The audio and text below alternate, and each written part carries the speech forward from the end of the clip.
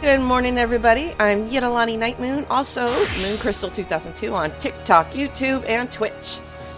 If you don't want to miss me going live, just subscribe to one of those channels and you'll catch me on one of my next live streams. In the meantime, this is an update to the challenge that I'm currently doing. When I started this challenge, I had a vague idea of where I wanted to go with it. There are solo-only challenges out there on Final Fantasy XIV. But in true definition of the concept, it is no longer a solo-only challenge when you have to ask other players to complete a raid with you, even if it's required game content. During my first playthrough, I did not want for anything, money, gear, or even other players to hang out with on stream, or in the wide world of Eorzea. So what could I possibly do that would keep my interest and not make me cringe, or that wasn't similar to what I was doing on my main character? The area is doing a deep dungeon completionism challenge, and there's already a few dedicated players to the solo-only challenge. As I began crafting my own gear, it left me with a lot of time to think, and did I mention there were several days of crafting and airship rides to think? There is plenty of gear that drops from dungeons. I didn't want it to super outpace the content, so I make sure to focus on my professions equally as much as the main storyline. There's also plenty of people to help for side quests, blue quests, and even levies. There's plenty of gold to be had, especially when it comes to rewards. While some of the gear does look good, I needed a unique challenge of my own that was carefully thought about. So here's the breakdown of where this challenge is headed. Number 1, no dungeon gear.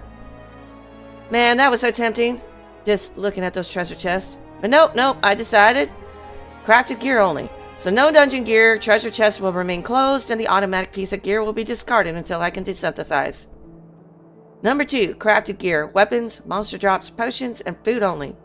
I will toss or sell any potions that are given as a reward, mostly because it's not quality items and I would prefer that in its place.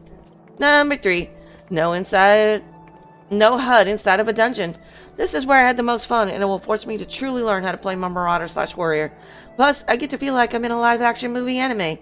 Seeing the cool effects and trying to figure out when my mitigations were on cooldown was interesting, and I did die once or twice, but not knowing my health was part of the fun and breathed life back into a game that I've already played through once. It's not that I don't want to hang out with other players, and they're free to come say hello while I'm running around in Eorzea.